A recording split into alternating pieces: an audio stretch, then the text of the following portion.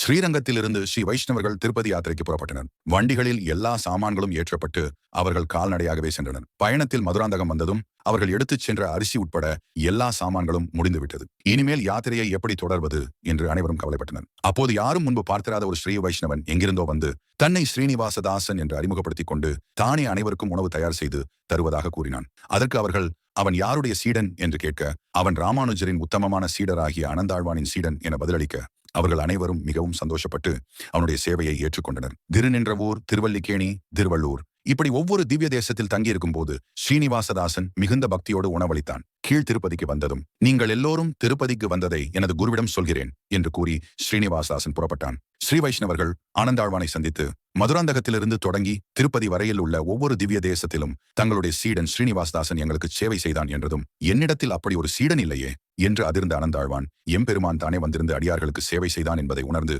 உருகினார்.